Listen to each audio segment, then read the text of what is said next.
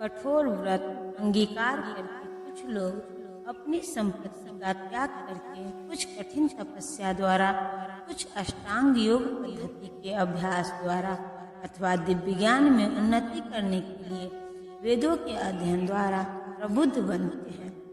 इन यज्ञों के कई वर्ग किए जा सकते हैं। बहुत से लोग विविध प्रकार के दान पुण्य द्वारा अपनी संपत्ति का यजन करते हैं। भारत में धनाढ़ व्यापारी या राजवंशी अनेक प्रकार की धर्मार्थ संस्थाएं खोल देते हैं, यथा धर्मशाला, अन्न क्षेत्र, अतिथिशाला, अनाथालय तथा विद्यापीठ। अन्य देशों में भी अनेक अस्पताल, बूढ़ों के लिए आश्रम तथा गरीबों को भोजन, शिक्षा तथा चिकित्सा की सुविधाएं प्रदान करने के दातव्य संस्थान हैं।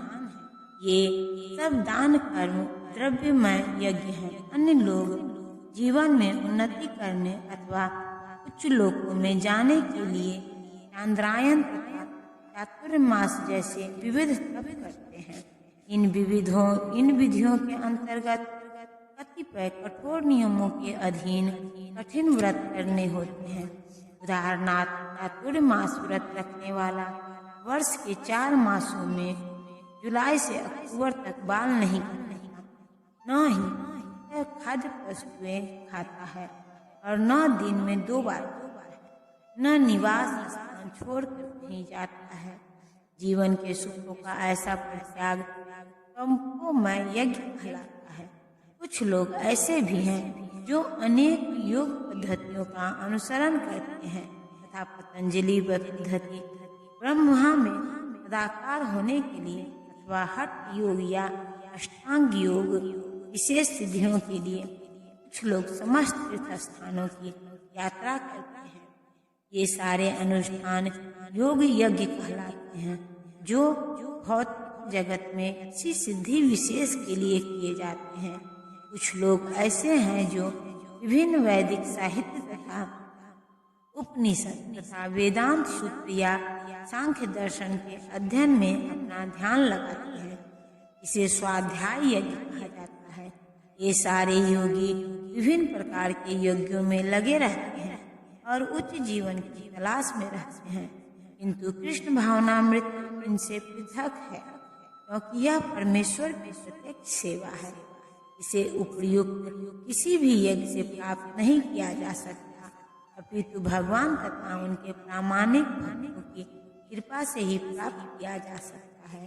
फलतः कृष्ण भावनामृत दिव्य है। अन्य लोग भी हैं जो समाधि में रहने के लिए श्वास को रोके रहते हैं। प्राणायाम,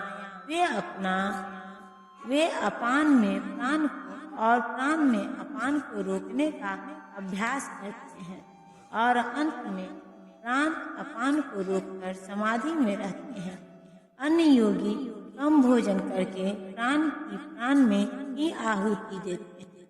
श्वास को रोकने की योग विधि प्राणायाम कहलाती है। प्रारंभ में हठ योग के विविध आसनों की सहायता से इसका अभ्यास किया जाता है।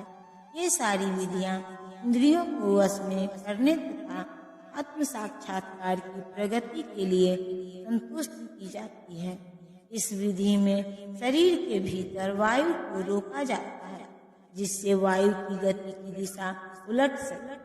अपान वायु निम्नगामी अधोमुखी है और प्राण वायु ऊर्ध्वगामी है।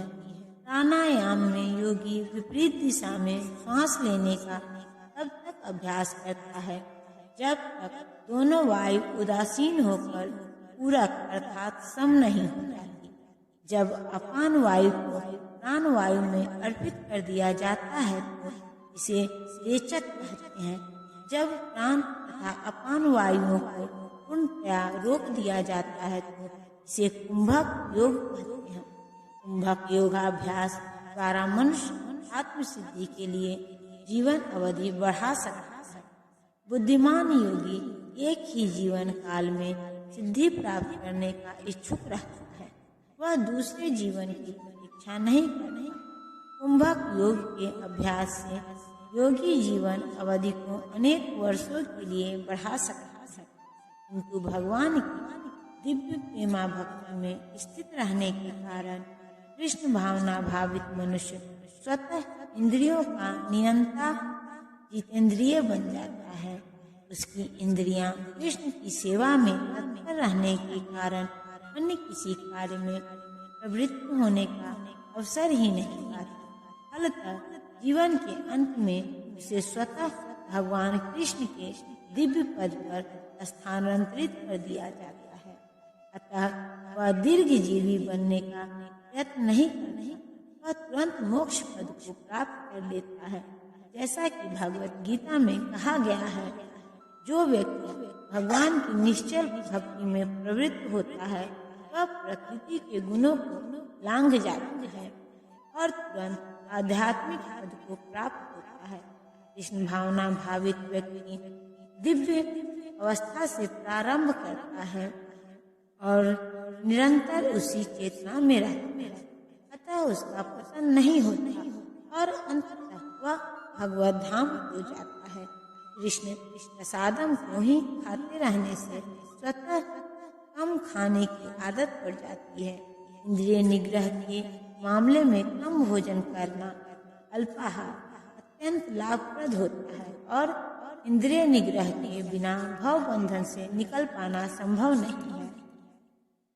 ये सभी यज्ञ करने वाले यज्ञों का अर्थ जानने के कारण आप कर्मों से मुक्त हो जाते हैं और यज्ञों के फल रूपी अमृत को चखकर परम दिव्य आकाश की ओर बढ़ते जाते हैं।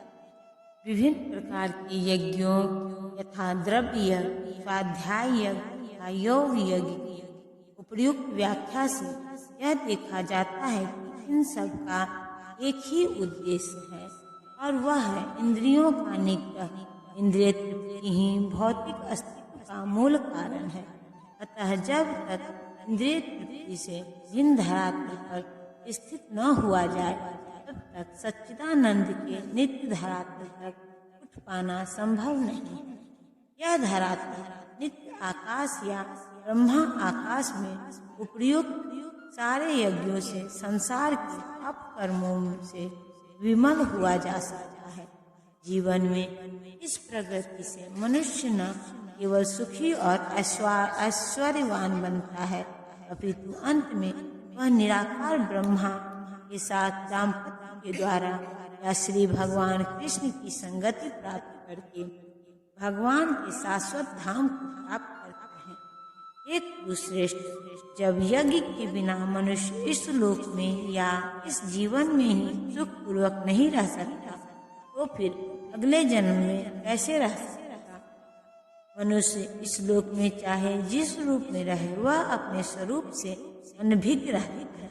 दूसरे शब्दों में भौतिक जगत में हमारा अस्तित्व हमारे पाप पूर्ण जीवन के बहुगुणित फलों के कारण है। अज्ञान ही पाप पूर्ण जीवन का कारण है और पाप पूर्ण जीवन ही इस भौतिक जगत में अस्तित्व का कारण है। मनुष्य जीवन ही वह द्वार है जिससे होकर इस बंधन से बाहर निकला जा सकता है। अतः वेद हमें धर्म, अर्थ, काम तथा मोक्ष का मार्ग दिखलाकर बाहर निकलने का अवसर प्रदान करते हैं। धर्म या ऊपर संतुष्ट अनेक प्रकार के यज्ञ हमारी आर्थिक समस्याओं को स्वतः हल कर देते हैं। जनसंख्या में वृद्धि होने पर भी यज्ञ संपन्न करने से हमें प्रचुर भोजन, प्रचुर दूध इत्यादि मिलता है। जब शरीर की आवश्यकता पूर्ण होती है तो इंद्रियों को तुष्ट करने की बारी आती है। अतः वेदों में नियमित इंद्रिय तृप्ति के लिए पवित्र विवाह का विधान है। अतः वेदों में नियमित इंद्रिय तृप्ति के लिए पवित्र विवाह का विधान है। इस प्रकार मनुष्य भौतिक बंधन से क्रमशः छूटकर उच्च पद की ओर अग्रसर होता है और मुक्त जीवन की पूर्णता परमेश्वर का सानिध्य प्राप्त करने में है। यह पूर्णता यज्ञ संपन्न करके प्राप्त की जाती है। जैसा कि पहले बताया जा चुका है, फिर भी यदि कोई व्यक्ति वेदों के अनुसार यज्ञ करने के लिए तत्पर नहीं होता तो वह इस शरीर में सुखी जीवन की कैसे आशा कर सकता है?